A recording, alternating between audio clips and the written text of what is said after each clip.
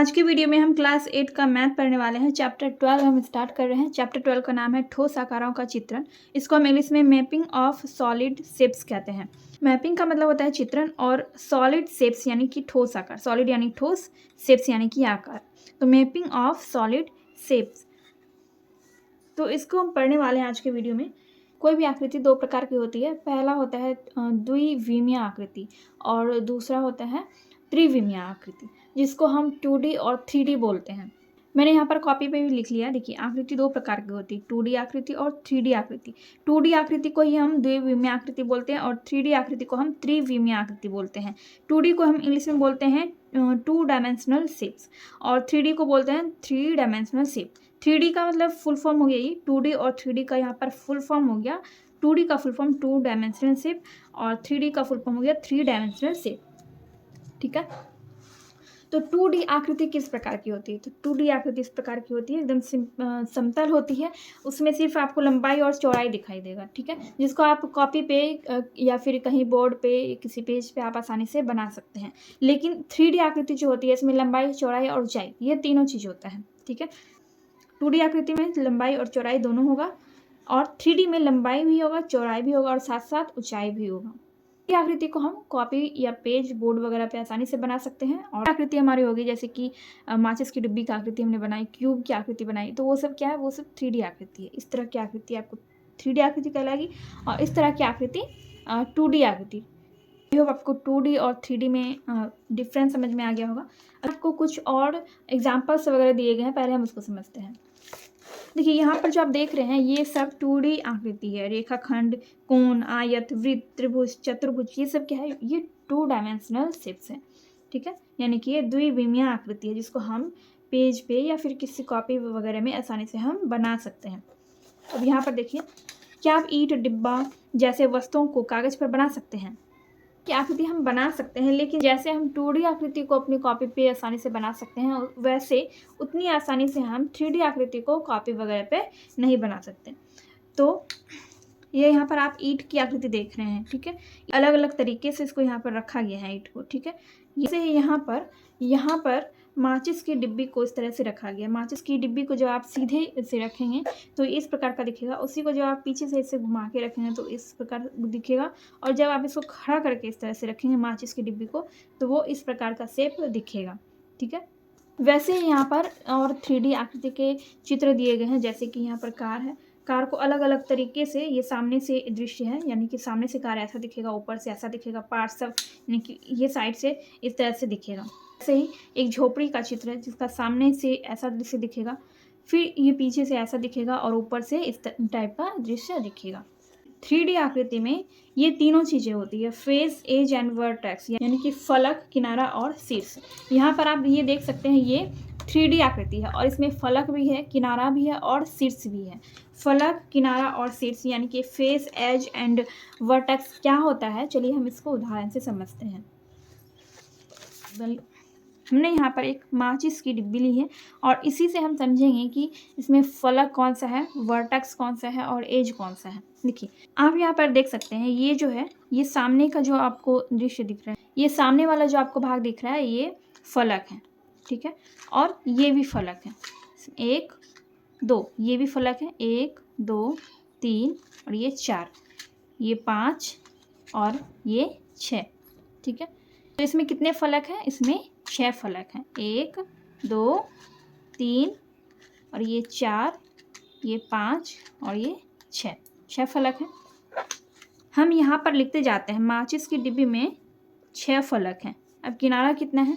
देखिए, 1 2 3 4 5 6 7 8 9 10 11 12, इसमें टोटल 12 किनारा है। कि हम फिर से गिनते हैं, ये 1, ये 2 3 4, फिर वैसे इधर भी है, 1 2 3 और ये 4, ये 1 हुआ, ये 2 और ये 3 और ये 4 किनारा। फिर वैसे इधर भी है, 4 है, 1 2 3 4, फिर यहाँ 1 2 3 4, टोटल 12 किनारा है। तो यहाँ पर हम लिखेंगे 12। शीर्ष कितना है? देखिए, ये जो आपको दिख रहा है, ये सब, ये क्या है? शीर्ष है। तो यहाँ पर शीर्ष कितने हैं? 8 शीर्ष हैं।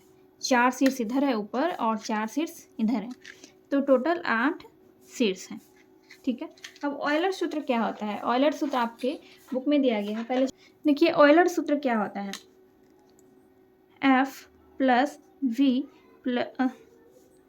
Minus F plus B minus E equal to 2। ठीक है, F plus V minus E equal to 2, ये क्या है? ये ऑयलर सूत्र है।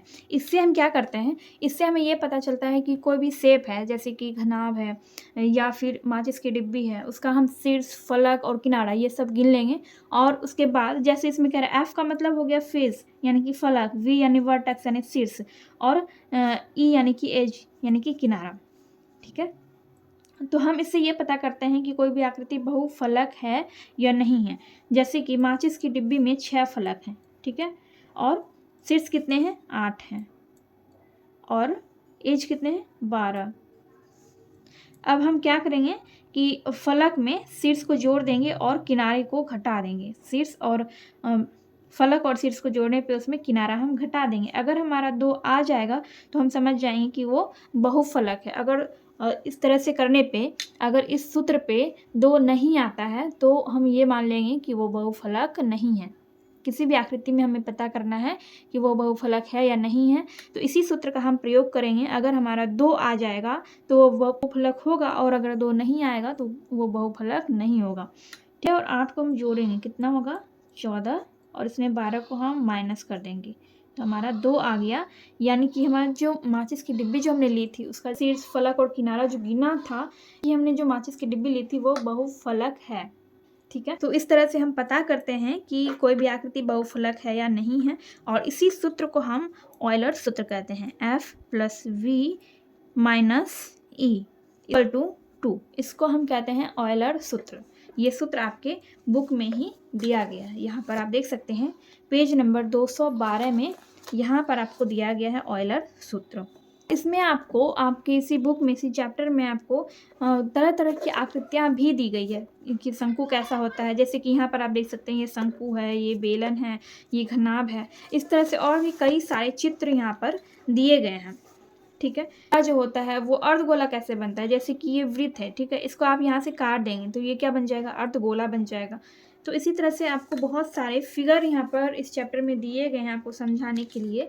और प्रिज्म, पिरामिड वगैरह क्या होता है ये सब भी यहाँ पर दिया गया है। यहाँ पर देख सकते हैं ये पिरामिड का चित्र यहाँ पर है, प्रिज्म का है। ये क्या है? ये इस तरह का होता है प्रिज्म, आपका इस तरह से होता है प्रिज्म। आपको आपके स्क्रीन पर भी दिख रहा होगा, प्रिज्म इस तरह का चित्र होता है, और पिरामिड जो होता है वो इस तरह का होता है। ठीक है, तो इन दोनों में आप डिफरेंस देख रहे होंगे। इसमें दोनों में आधार होता है, दोनों का आधार जो है वो अलग अलग होता है, लेकिन दोनों क्या है? दोनों 3D आकृति है। तो यहाँ पर आपको मैंने बेसिक कॉन्सेप्ट इस चैप्टर का बता दिया। अब चलिए हम सॉल्व करते हैं एक्सरसाइज 12.1। 12.1 में आपको यहाँ पर कह रहा है कि सारणी को पूरा कीजिए। यहाँ पर आकार दिया गया है। ठीक है, ये देखिए ये आकार है, और इसमें आपको फलक का संख्या बताना है, शीर्ष का संख्या बताना है, और किनारा का संख्या बताना है। उसके बाद आपको ऑयलर सूत्र का प्रयोग करना है, और उस सूत्र का प्रयोग करके आपको ये पता करना है कि ये बहुफलक है या नहीं है। चलिए स्टार्ट करते हैं क्वेश्चन नंबर 1 से। देखिए अभी अभी हमने माचिस के डिब्बे में देखा कि उसमें 6 फलक होते हैं, 8 शीर्ष होते हैं और 12 किनारा होता है। तो शेप यहाँ पर दिख रहा है, ये भी बिल्कुल माचिस की डिब्बी की तरह ही है। ठीक है, तो इसमें कितने होंगे? इसमें फलकों की संख्या 6, और शीर्ष की संख्या 8, और किनारों की संख्या होगी 12। और इस सूत्र का हम प्रयोग करेंगे F यानी कि फलक। F यानी कि फलक। फलक कितना है? 6 है, और शीर्ष कितना है? 8, और किनारा कितना है? 12। जब इन सब को हमने सॉल्व किया था, 6 और 8 14 माइनस 12 कितना आया था? 2 आया था। ठीक है, तो इस तरह से ये जो है ये ऑयलर सूत्र को पूरा कर रहा है। ये आकृति जो है ये ऑयलर सूत्र को पूरा कर रहा है, इसलिए ये बहुफलक है।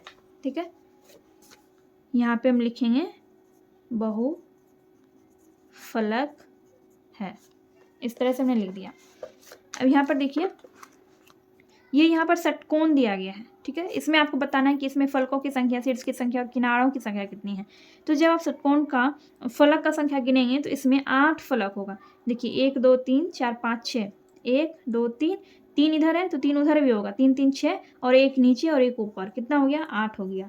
तो 8 फलक हुआ और शीर्ष की संख्या 12। देखिए 6 यहाँ पर, 6 ऊपर और उसी तरह से 6 नीचे भी होगा, तो 12 शीर्ष होगा। और इसमें किनारों की संख्या कितनी होगी, इसमें किनारों की संख्या होगी 18। देखिए 1 2 3 4, 4 आगे किनारा हुआ और 2 पीछे, और फिर 6 ऊपर किनारा और 6 नीचे, 6 6 12 और 6 18। जब आप इसमें किनारों की संख्या गिनेंगे तो आपको किनारों की संख्या इसमें कितना दिखेगा 18। ठीक है, तो इन सबको हम ऐड कर देंगे। देखिए एफ कितना है 8 है, और वी कितना है 12, और माइनस हम इसमें करेंगे 18। 12 और 8 20 हो जाएगा, और इसमें 18 को माइनस कर देंगे तो आपका आ जाएगा 2। तो इस तरह से हम कह सकते हैं कि ये भी बहुफलक है। जब आप देखेंगे तो इसमें 4 फलक हैं, इसमें 4 फलक हैं और 4 शीर्ष हैं। 1 2 3 4, 4 शीर्ष हैं, और इसमें 6 किनारा है। 1 2 3 4 और ये 5, ये 6 किनारा है। अब इस सबको हम ऐड करेंगे। 4 + 4 -6, F plus V minus E equal to 2 आना चाहिए। तो यहाँ पर F plus V minus E हमने किया, और देखते हैं 4 और 4 कितना हो जाएगा 8, और -6 करेंगे तो 2 हो जाएगा, यानी कि ये भी बहुफलक है। ये भी बहुफलक है। तो इस तरह से आपका ये सारणी पूरा हो गया है। क्वेश्चन नंबर 1 आपका कंप्लीट हो गया है। चलिए हम देखते हैं क्वेश्चन नंबर 2। क्वेश्चन नंबर 2 में कह रहा है कि ऑयलर सूत्र का प्रयोग करते हुए अज्ञात संख्या को ज्ञात कीजिए। यहाँ पर एक में पहला जो सारणी है इसमें फलक दिया गया है और किनारा दिया गया है, इसमें हमें शीर्ष ज्ञात करना है। वैसे दूसरा है उसमें आपको फलक और शीर्ष दिया गया है, इसमें किनारा ज्ञात करना है। और तीसरा जो है इसमें आपको फलक ज्ञात करना है, शीर्ष और किनारा इसमें दिया गया है। चलिए हम देखते हैं क्वेश्चन नंबर 2। इस तरह से हमने सारणी बना ली है, और आपको इसमें ऑयलर सूत्र का प्रयोग करना है, और आपको इसमें अज्ञात संख्या यानी कि जो संख्या नहीं दी गई है उसको हमें ज्ञात करना है। ठीक है, पहला जो सारणी है इसमें आपको एफ दिया गया है। एफ कितना है, एफ है 5। ठीक है, यानी फलक आपका 5 दिया गया है। वी यानी कि शीर्ष आपका नहीं दिया गया है, तो शीर्ष की जगह पे हम वी लिख देंगे। ठीक है, और माइनस ई की जगह पे हम 9 लिखेंगे, यहाँ पर 9 आपका दिया गया है, और equal to 2। 5 + v equal to 2, ये -9 को उस साइड ले जाएंगे तो +9 बन जाएगा। 5 + v इक्वल टू 11 यहाँ पर हो जाएगा, और फिर ये v इक्वल टू 11 + 5 को हम इस साइड ले आएंगे। ठीक है, तो ये -9 बन जाएगा, तो आपका v आ जाएगा 6। यहाँ पर दूसरे सारणी में दिया गया है फलक है आपका 18, शीर्ष है 10 और किनारा हमें निकालना है। तो फलक आपका दिया गया है 18 प्लस यानी कि शीर्ष आपका दिया गया है 10 और किनारा हमें ज्ञात करना है, तो यहाँ पर हम लिख देंगे ई और इक्वल टू 2। 18 और 10 हो जाएगा 28, और ये माइनस ई इक्वल टू 2 हो जाएगा। ठीक है, ये माइनस ई यहाँ पर रह जाएगा, और 2 ये प्लस में है 28, इधर आके ये बन जाएगा माइनस में। ठीक है, माइनस ई इक्वल टू हो जाएगा आपका 26, -26 हो जाएगा। ठीक है, तो ये माइनस और ये माइनस कट जाएगा, तो ई यानी कि एज आपका आ गया 26। तो यहाँ पर आप लिख सकते हैं, यहाँ पर आप 6 लिख सकते हैं, और यहाँ पर आप लिख सकते हैं 26। ठीक है, और थर्ड में आपका है, देखिए थर्ड में क्या क्या दिया गया है, F plus V minus E equal to 2। तो थर्ड में आपका एफ नहीं दिया गया, तो एफ की जगह पे हम एफ ही लिखेंगे, वी की जगह पे हम 7 लिखेंगे, और ई की जगह पे हम लिखेंगे 14। ठीक है, यहाँ पर आप देख सकते हैं, यहाँ पर फलक नहीं दिया गया, शीर्ष और किनारा दिया गया है, तो वही हमने यहाँ पर लिख लिया। इक्वल टू 2 देंगे, फिर एफ प्लस 7 और 2 यहाँ पर हमने लिखा, -14 को हम इस साइड ले आएंगे। ठीक है, इस साइड ले आएंगे तो ये +14 बन जाएगा। ये हम आसानी से करने के लिए इस तरह से इसको तोड़ तोड़ के बना रहे हैं। तो एफ प्लस 7 इक्वल टू कितना हो गया, 16 हो गया। अब एफ इक्वल टू 16, और ये +7 जो है इस साइड जाएगा तो ये -7 बन जाएगा, तो एफ आपका आ गया 9। तो आप यहाँ पर इस सारणी में आप यहाँ पर 9 लिख सकते हैं। ठीक है, तो इस तरह से आपका क्वेश्चन नंबर 2 कंप्लीट हो गया है। चलिए हम देखते हैं नेक्स्ट क्वेश्चन। क्वेश्चन नंबर 3 में कह रहे हैं कि पहला क्वेश्चन है कि प्रिज्म और बेलन किस प्रकार एक जैसे हैं। दूसरा है पिरामिड और शंकु किस प्रकार एक जैसे हैं। पहले तो आप इसका चित्र देख लीजिए कि प्रिज्म कैसा होता है और बेलन कैसा होता है। ठीक है, तो प्रिज्म कुछ इस टाइप का दिखता है और बेलन इस तरह का दिखता है। ठीक है, प्रिज्म और बेलन इसमें एक ही समानता है कि ये दोनों त्रिविमीय आकृति है, यानी कि दोनों 3D पिक्चर 3D शेप्स हैं। क्वेश्चन नंबर 3 के फर्स्ट नंबर में हम लिखेंगे प्रिज्म और बेलन दोनों 3D यानी कि त्रिविमीय आकृति है। दोनों क्या है, त्रिविमीय आकृति है। ठीक है, दूसरा यहाँ पर है पिरामिड और शंकु किस प्रकार एक जैसे हैं।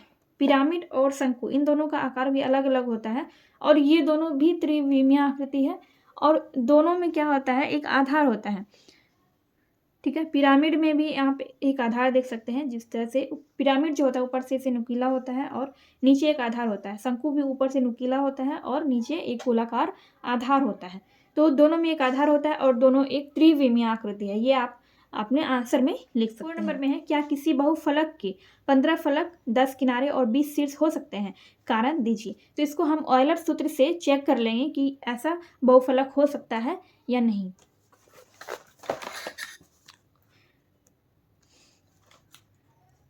क्वेश्चन नंबर 4 में फलक दिया गया है 15, शीर्ष है 20 और किनारा है 10। तो इसको हम चेक कर लेते हैं। F + V - E = 2, F 15, V 20 minus E कितना है 10 = 2। आना चाहिए कितना, 2 आना चाहिए, तभी वो बहुफलक होगा।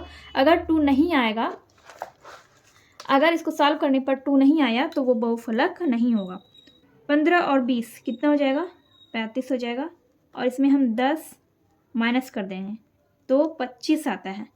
और आना कितना चाहिए था, 2 आना चाहिए था, लेकिन कितना आ रहा है, 25 आ रहा है। तो इसलिए ये बहुफलक नहीं है। इसका आंसर हम क्या लिखेंगे, यहाँ पर क्या पूछ रहा है कि क्या किसी बहुफलक के 15 फलक 10 किनारे और 20 शीर्ष हो सकते हैं, कारण दीजिए। तो ऐसा नहीं हो सकता, इसका आंसर नहीं हो जाएगा।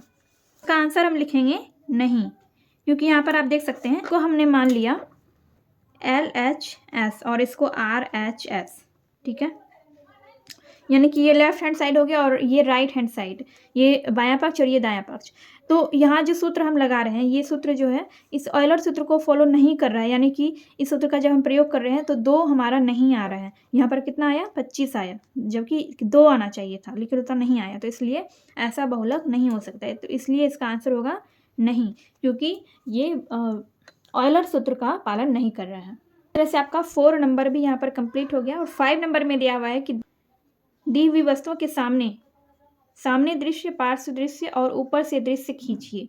यहाँ पर ये एक तरह का क्रियाकलाप है जो आपको खुद से ही करना है।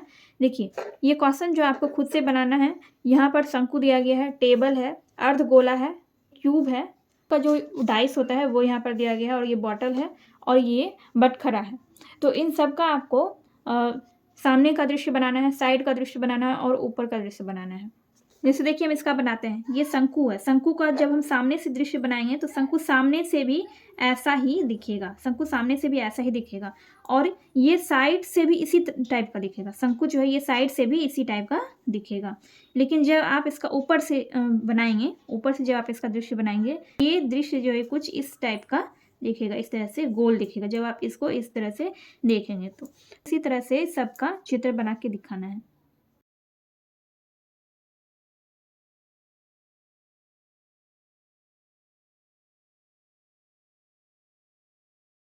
तो इस तरह से आपका एक्सरसाइज 12.1 यहाँ पर कंप्लीट हो गया है। एंड नेक्स्ट वीडियो में हम नेक्स्ट चैप्टर पढ़ेंगे। एंड ये वीडियो अगर आपको थोड़ी सी भी हेल्पफुल लगी हो तो प्लीज़ वीडियो को लाइक कीजिए, कमेंट कीजिए एंड अपने दोस्तों के साथ वीडियो को शेयर कीजिए।